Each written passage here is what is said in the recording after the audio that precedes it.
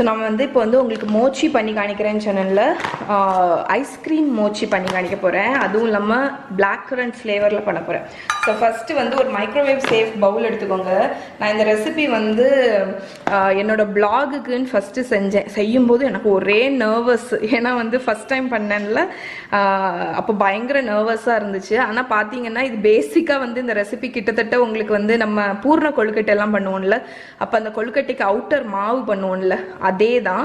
ஆனால் என்னென்னா க்ளூட்டினஸ் rice flower வச்சு பண்ணுறோம். ஸோ இந்த ரைஸ் ஃப்ளார் வச்சு அதனால உங்களுக்கு வந்து இது வந்து ஸ்டிக்கியாக வரும், கம்மியாக வரும்.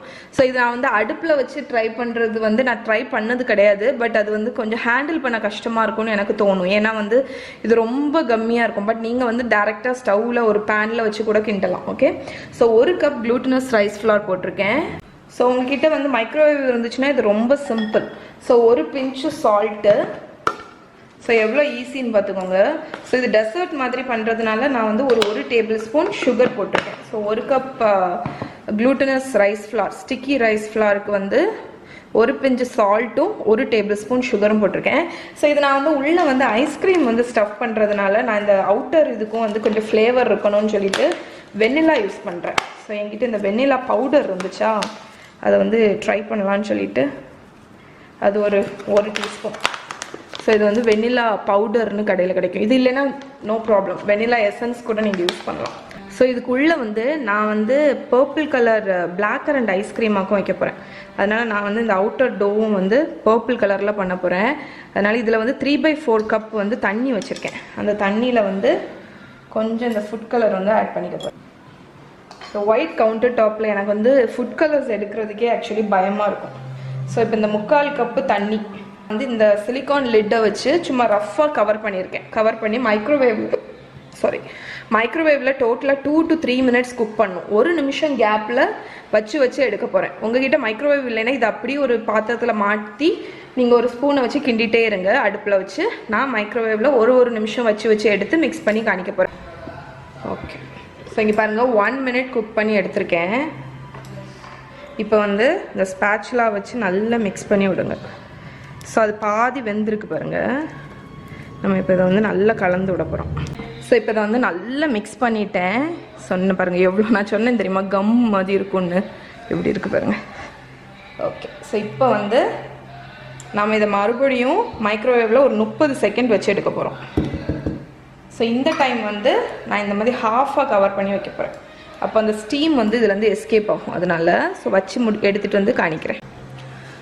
ஸோ இங்கே பாருங்கள் ஃப்ரெண்ட்ஸ், நான் வந்து ஒரு 30 செகண்ட்ஸ் வச்சு எடுத்தேன். நான் சொன்னது தெரியுதா இப்போ உங்களுக்கு? இந்த க்ளூட்டினஸ் ரைஸ் ஃப்ளாரை தான் வந்து சைனாக்காரங்க வந்து கிரேட் வால் ஆஃப் சைனா அந்த இது கூட மிக்ஸ் பண்ணி பண்ணாங்க அப்படின்னு. ஏன்னா இது எப்படி கம்மு மாதிரி இருக்குது பாருங்கள். இதுதான் இந்த ரைஸ் ஃப்ளாரோட டெக்ஸ்டர். ஓகே, ஸோ இப்போ நம்ம என்ன பண்ண போகிறோம்னா, டோட்டலாக வந்து இதை நான் வந்து ஒரு 1.5 நிமிஷம் 2 நிமிஷம் மைக்ரோவேவில் வச்சு எடுத்திருக்கேன். இப்போ வந்து இதை வந்து நல்லா இப்படி மிக்ஸ் பண்ண போகிறோம். அட்லீஸ்ட் ஒரு 2 நிமிஷத்துக்காவது நீங்கள் வந்து இதை வந்து இந்த மாதிரி பஞ்ச் பண்ணி மிக்ஸ் பண்ணணும். சரியா? அப்போ தான் உங்களுக்கு டெக்ஸ்டர் வந்து கரெக்டாக வரும். ஸோ இப்படி தான் இருக்கும், கம்மு மாதிரி இருக்கும். ஓகே, ஸோ ஃப்ரெண்ட்ஸ் நான் வந்து நல்லா மிக்ஸ் பண்ணிட்டேன். இப்போ வந்து ஆக்சுவலி வந்து உங்களுக்கு மோச்சி டோ வந்து ஹேண்டில் பண்ணுறது கொஞ்சம் கஷ்டம்தான். ஏன்னு பார்த்தீங்கன்னா அது அவ்வளோ ஸ்டிக்கியாக இருக்குல்ல. ஸோ நான் வந்து ஒரு பார்ச்மெண்ட் பேப்பர் போட்டிருக்கேன். இதில் வந்து அந்த பொட்டேட்டோ ஸ்டார்ச் இருக்குல்ல, அந்த ஸ்டார்ச்சை போட்டுருங்க. அதுக்கப்புறம் நான் ஒரு ஸ்பூனை வந்து லைட்டாக தண்ணியில் வந்து இங்கே டிப் பண்ணிவிட்டு, ஓகே, நம்ம மோச்சி டோ மிக்ஸ் பண்ணி வச்சுருக்கேங்கள, அந்த டோவை எடுத்து இந்த பொட்டேட்டோ ஸ்டார்ச்சுக்கு மேலே போட போகிறேன். ரைட்? ஓகே.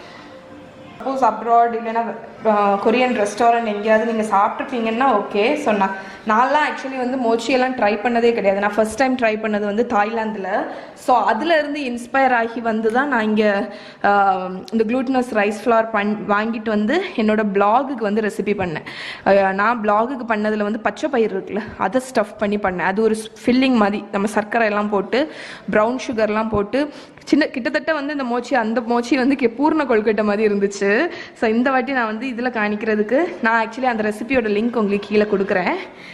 உங்களுக்கு வீடியோக்கு வந்து நான் ரொம்ப பாப்புலரான ஐஸ்கிரீம் மோச்சி பண்ணலான்னு சொல்லி தான் இன்றைக்கி ஐஸ்கிரீம் மோச்சி எடுத்திருக்கேன். ஸோ நல்ல என்ன சொல்ல ஒரு சாட்டிஸ்ஃபைங்கான ஒரு டெக்ஸ்டர் ஆகும் இந்த டோ. குழுன்னு ஸ்லைம் மாதிரி சூப்பராக இருக்குது. ஓகே, ஸோ இந்த பொட்டேட்டோ ஸ்டார்ச் தான் நமக்கு ஹெல்ப் பண்ணும். இப்போ வந்து நான் ஒரு சப்பாத்தி உருட்டக்கூடிய கட்டை எடுத்துகிட்டு வரேன்.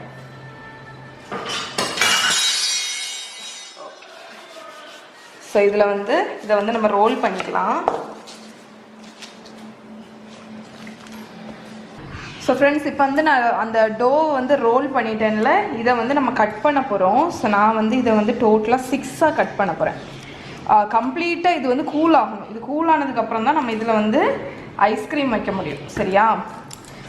ஸோ நீங்கள் வந்து ஒன்று பார்க்க வேண்டியது இந்த டோ வந்து கூல் ஆகணும். ஸோ இப்போ பார்த்தீங்கன்னா கிளிங் ரேப் உண்டுல்ல, இது வந்து இந்த பிளாஸ்டிக் ரேப் கிடைக்கும் தெரியுமா, அதை ஒரு சின்ன துண்டு எடுத்துக்கோங்க. அது உங்களுக்கு தெரியுதான்னு தெரியல, பட் இருக்குது இதில். அதுக்கப்புறம் நம்ம மோச்சி டோ இருக்குல்ல, ஸோ நம்ம மோச்சி டோவை அந்த கிளிங் ரேப்புக்கு மேலே வைக்கிறேன். அதுக்கப்புறம் நான் இன்றைக்கி யூஸ் பண்ணுறது வந்து black currant ice cream. Okay, so ஒரு ஐஸ்கிரீம் ஸ்கூப்பை வச்சு நம்ம வந்து ஸ்கூப் பண்ணி எடுத்துடலாம். ஓகே, ஸ்கூப் பண்ணியாச்சா? இப்போ வந்து இந்த ஐஸ்கிரீமை சென்டரில் வச்சிடலாம்.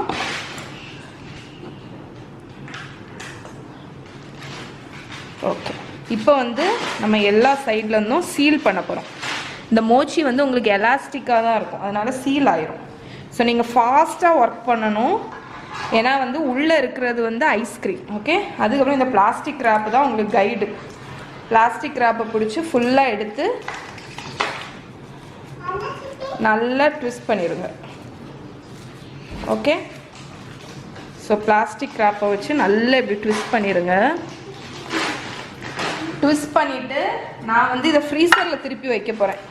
ஐஸ்கிரீம் இருக்கிறதுனால நம்ம ஃப்ரீசரில் தான் வைக்கணும். மோச்சி ஐஸ்கிரீம் வந்து ஃப்ரீஸ் ஆகிருக்கும். ஸோ இப்போ ஒன்று எடுத்து நான் உங்களுக்கு வந்து ஸ்லைஸ் பண்ணி காணிக்கிறேன் உள்ளே எப்படி இருக்குன்னு.